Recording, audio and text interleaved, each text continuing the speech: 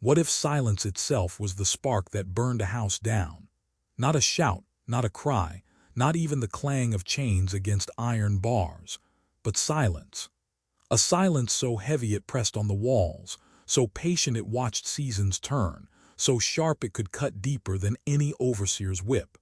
Some say it was that kind of silence that doomed the plantation in Virginia back in 1829. The barn still stood tall against the night in those days, its wooden beams black with years of smoke, its rafters stuffed with dry hay that caught every whisper of wind. On certain nights, the fields around it seemed to hold their breath, as though they, too, were waiting. Those who remember speak of the way the barn loomed at dusk, sharp against a blood-red sky, like a coffin already nailed shut. The story has been passed down in fragments, told by freedmen around low-burning fires, repeated by children who had never seen the place but swore they could feel it. They say the tale begins not with fire, but with a man who wore silence like a second skin. Thomas, they called him. A man who bent his back in the fields, who kept his eyes low when the masters rode past, who answered every command with no more than a nod. To the world he looked like obedience carved into flesh. But inside him silence burned. Every day he carried that weight across the rows of tobacco and corn, through long hours that stretched from sunup to sundown. He spoke little, but his silence had a sound to it, like a storm waiting behind the horizon, like kindling packed tight and dry. The masters mistook it for meekness, never noticing how it spread, how it thickened, how it gathered around him like smoke. And so the story begins not with fire but with the quiet before it, the kind of quiet that makes men uneasy though they can't say why. A quiet that lingered in the barn's shadow, a quiet that in time would set the night alight.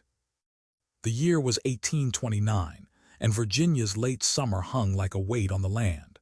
The air pressed down heavy, thick with the smell of tobacco leaves drying in the sun. Fields stretched out wide, green rows rolling like an endless ocean, but to those who worked them the beauty meant only exhaustion. The heat never relented. It crawled into lungs, burned through skin, and clung to every ragged breath drawn by the enslaved. The masters moved through this world like kings of a kingdom no one dared challenge. Their boots were polished, their laughter sharp, their cruelty delivered as casually as a man might swat at flies. They believed themselves untouchable, protected by law, by whip, and by the silence of those beneath them. Each day they dined heavy on meat and wine, boasting of harvest yields and profits, while the ones who made those profits possible bent low in the fields, bellies hollow and backs scarred. At the center of it all stood the barn. To the masters it was wealth itself, its rafters crammed with tobacco bundles, its stalls filled with horses and cattle, its beams thick with years of labor poured into its walls. But to the enslaved it was something else entirely, a cage of wood and iron where toil never ceased, where the air was thick with dust and sweat, where punishment sometimes echoed louder than prayers. Life was measured in rhythms here.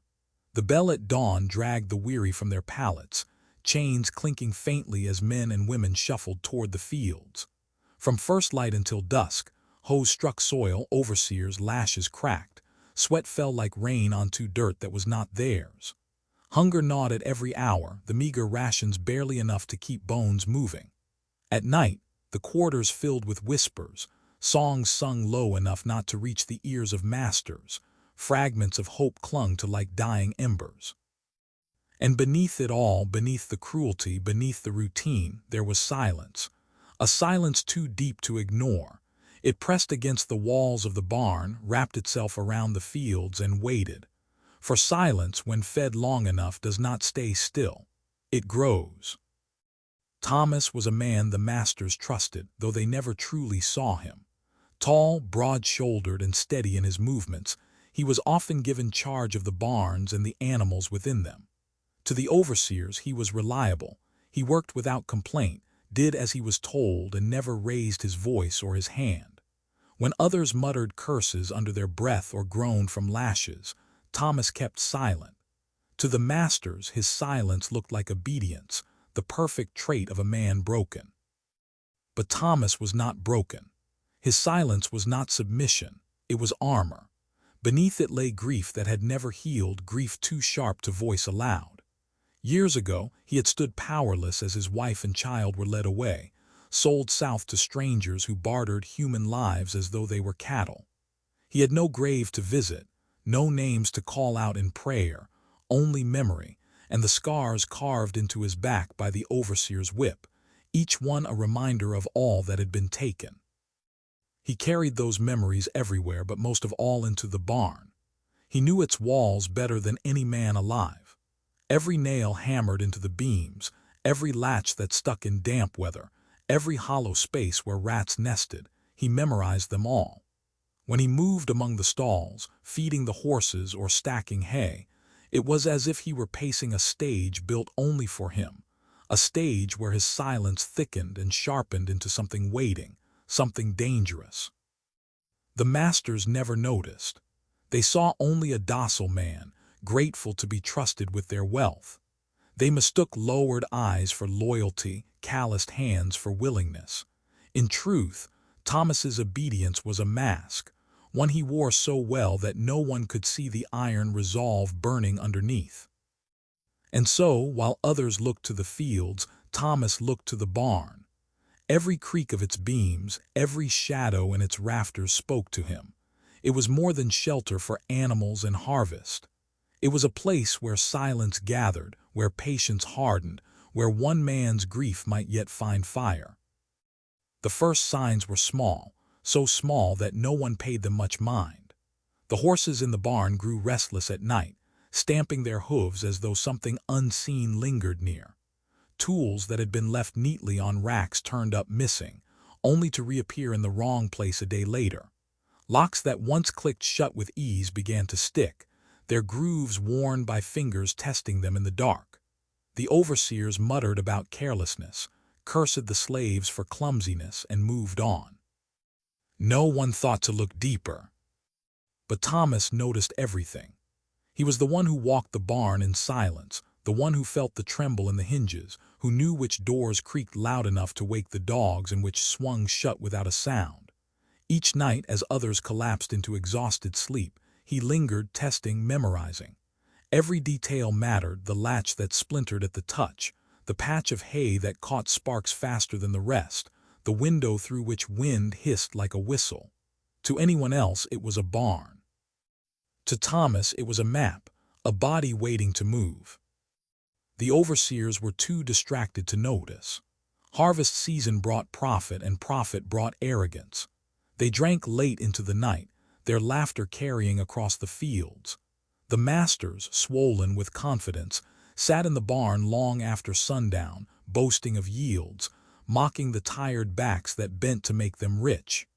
Their gloating filled the rafters, bouncing off the beams that Thomas knew better than they did.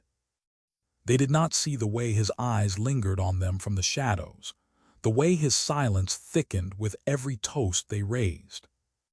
Meanwhile, rumors drifted through the countryside, whispers of uprisings in other counties, stories of fields set aflame, overseers found dead in the dark. These tales unsettled the whites, who grew more watchful, more suspicious. Yet suspicion turned always toward the quarters, never toward the quiet man moving among their animals, tending their wealth. They feared voices raised, not silences kept. Above it all, a storm began to gather. Thunder rolled far away, low and steady, as if echoing the beat of a drum. Lightning flashed across the horizon, illuminating the fields in brief, blinding moments. In Thomas's chest, something answered an unrest, a storm of his own, tightening with each passing day. The barn creaked under the rising wind, and in that sound he heard not weakness but promise. It began with disturbances that no one could quite explain. One morning, the livestock were found loose, wandering the fields with gates wide open though no lock had been broken. Another day, a patch of dry grass near the barn was discovered scorched, as if lightning had struck in a stormless night. Overseers muttered about carelessness. about slaves too foolish to mind the animals or careless with lantern flames. Yet unease threaded their words, for such things kept happening, small sparks, strange mishaps like omens creeping in through the cracks of the plantation. Then came the sickness. An overseer, proud and cruel, fell ill after a night of heavy drinking. His face grew pale, his body weak, his stomach twisting until he could not rise from bed. Some whispered of spoiled drink, others whispered of poison. The masters scoffed at such talk in daylight, yet behind closed doors their voices dropped low, their eyes darted toward the quarters.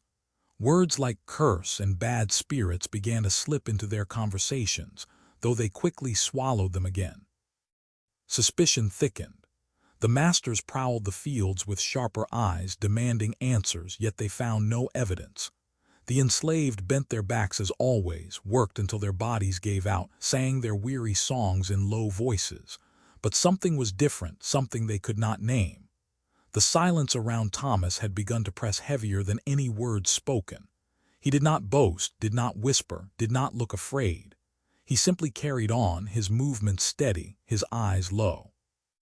Yet his silence filled the air, making even the strongest overseer's stomach tighten when he passed. In the quarters, whispers spread like wind through tall grass. Some were terrified. They spoke of the devil walking, of spirits too dangerous to disturb, of vengeance that might swallow them all if it came. Others, in secret, hoped. They wondered if the disturbances were not curses but signs, signs that the master's power could crack, that the world might tilt, if only for a night. Fear rippled through both sides of the plantation. The whites feared the slaves feared the silence, and at the center of it all was Thomas, calm, quiet, steady, carrying his grief like a hidden flame. His silence had become more than habit now. It was weight. It was warning. It was the beginning of something that could no longer be undone. Before the silence, there had been laughter. Long ago, before scars carved his back into a map of suffering, Thomas had known the sound of his child's giggle echoing in the barn rafters. His little boy, barely walking, would toddle through the hay, chasing dust motes in the shafts of light that cut through the wooden slats. His wife, Sarah, would lean against the post, humming a hymn so soft it barely reached the air, her eyes full of a hope she dared not speak. For a time, those moments gave Thomas strength enough to endure. But strength has limits. One night, after an overseer struck Sarah with the butt of his whip for moving too slow, Thomas forgot the weight of chains. He lunged, nothing more than a hand against the man's chest, but that was enough. For his defiance, the punishment was not just lashes. It was the auction block. Sarah and the child were sold south the very next morning, dragged away before his wounds had even scabbed. He never saw them again. That loss hollowed him. Yet in that hollow space something else took root. In the quarters, an old man, too broken to work the fields, spoke to him in riddles, teaching what could not be written down. "The fire waits for the right wind," the elder whispered. "You cannot rush it or it dies, but when the wind comes, boy, it'll roar."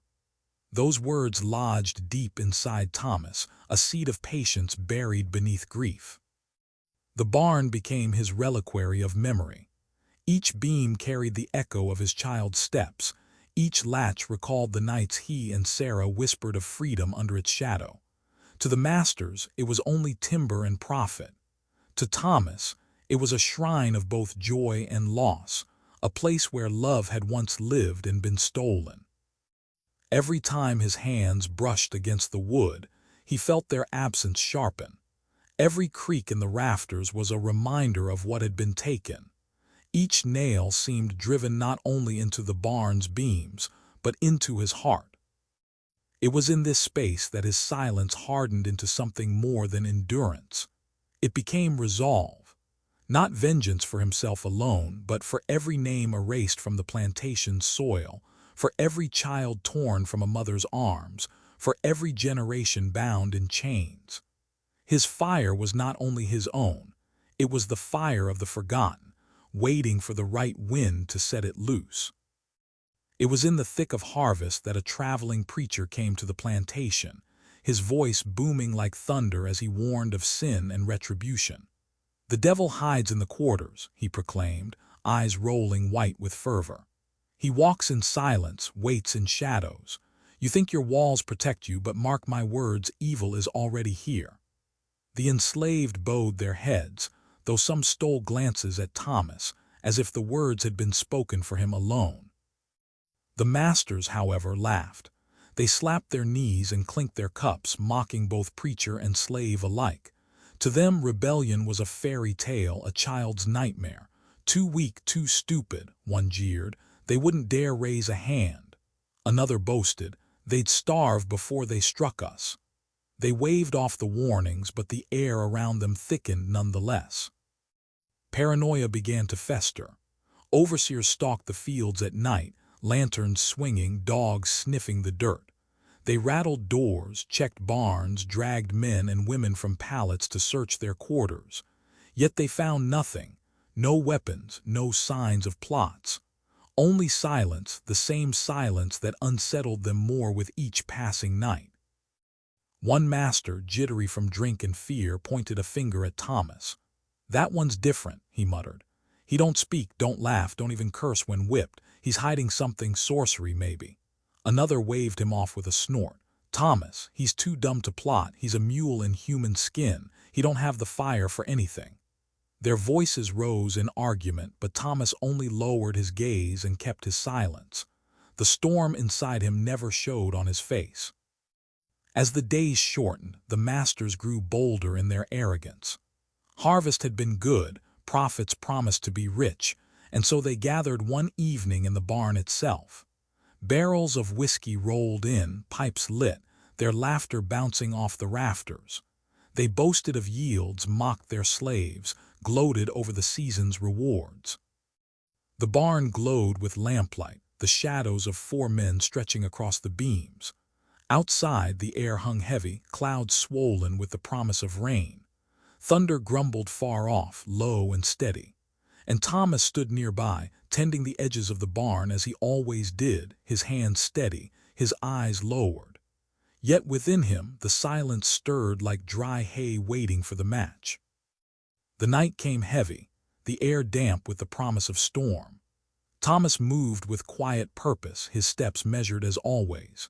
He told the masters the barn needed tending before the rains, tools to be stored, doors to be checked, hay to be shifted.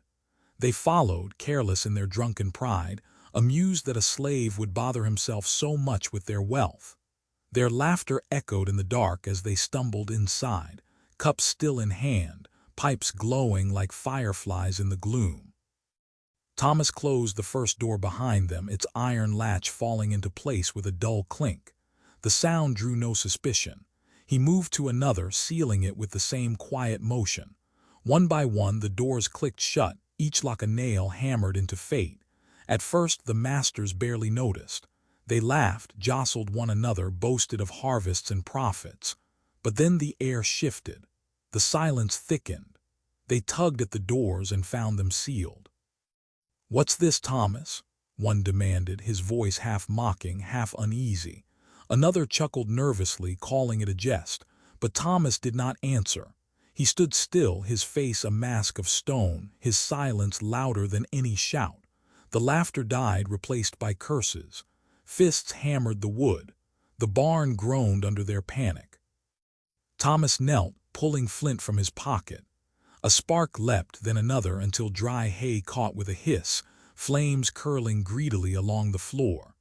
The fire licked upward, embers leaping to beams fat with dust and age. The barn became a throat of fire, swallowing its own rafters, its own walls. The masters screamed then, their voices ragged with terror. They pounded and clawed, their curses twisting into pleas. "Open it, Thomas. You'll hang for this. You'll burn with us." Still, he said nothing. He only watched, the fire painting his face in shades of red and gold. The flames climbed higher, devouring stalls, swallowing tools, racing up the walls like judgment come alive. The night sky glowed as though dawn had come too soon, and there stood Thomas outside the inferno, his body motionless, his silence unbroken. At last, when the fire roared loud enough to drown their cries, he turned. Without a word, without a backward glance, he slipped into the fields, vanishing into the dark. When the barn finally collapsed, sending sparks into the night sky, there was no trace of him, only silence and smoke rising where laughter once had been. By morning, the plantation was unrecognizable. The barn lay in ruins, its blackened beams jutting skyward like broken ribs. Smoke still curled from the ashes, the smell of charred timber and flesh hanging thick in the air. Overseers stumbled through the wreckage, their eyes red from heat and sleeplessness, shouting orders no one obeyed. Panic had unseated their authority. The enslaved seized the moment in different ways.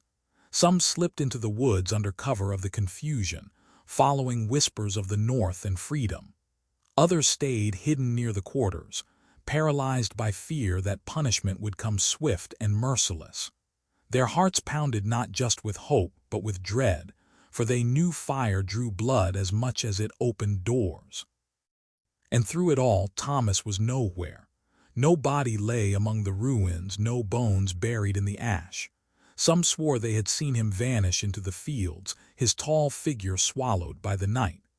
Others whispered he had walked into the flames themselves, surrendering his body to the fire as an offering, leaving behind only his silence. No search uncovered the truth. He had become smoke, present, and yet untouchable. Seasons passed, but the earth remembered. The patch where the barn had stood never yielded crops again. Tobacco shriveled before it could sprout, corn refused to rise. The ground stayed black, scorched as if cursed. Dogs would not go near it, snarling, pulling away when dragged too close. Even the livestock balked, skirting wide around the ruins as though they could sense the weight of what had been done. In time, whispers spread beyond the plantation. Travelers spoke of a silence that clung to the air where the barn had burned, a silence heavier than words. They said it was Thomas's silence, carried on the wind, watching, waiting. The masters had believed silence meant obedience. Now silence had become their undoing, living on in the earth itself. And those who remembered him spoke carefully, voices low, for Thomas's silence had not died with the fire. It still lingered, dark, patient, eternal. Decades passed, and the plantation itself crumbled into ruin. The grand house rotted in the rain, the fields grew wild with weeds, and the barn's bones sank deeper into the scorched earth. Yet the place was never truly abandoned, for stories clung to it like vines, passed from mouth to ear until they became folklore. Travelers who strayed too close to the old ground spoke of strange sights. On stormy nights, when thunder rolled low across Virginia's hills, they swore smoke still rose from the earth where the barn had once stood.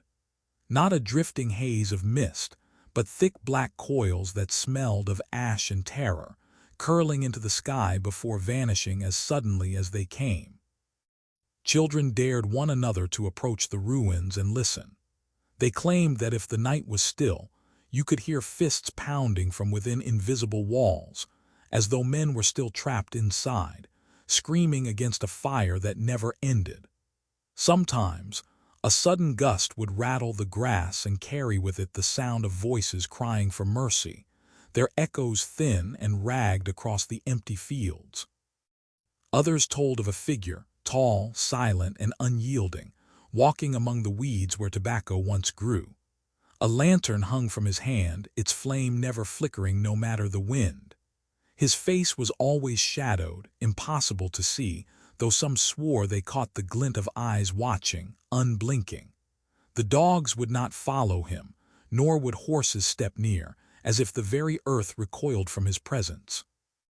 Years later, when a passing farmer scavenged the ruins for timber, he uncovered a beam blackened with age. The wood was charred through, brittle at the edges, yet on its surface something remained. Letters faint, uneven, as though carved by smoke itself, spelled a single word, Thomas. No hand could have written it. No tool had touched it. It was as if the fire had left its own testimony, a mark etched in silence and flame. And so the legend endured. The masters were forgotten, their names erased by time, but Thomas remained. His silence had outlived them all, turning into a story that would not die, a warning carried across generations.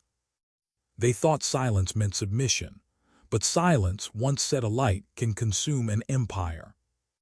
Stories like Thomas's were once silenced, buried under ashes and fear. But his silence became fire, and his fire became legend. If his story moved you, if it reminded you of the strength our ancestors carried even when the world tried to erase them, then don't let it vanish. Keep these voices alive. Hit that subscribe button so you never miss the stories they never wanted us to remember. Together, we can honor their silence and make sure it still speaks.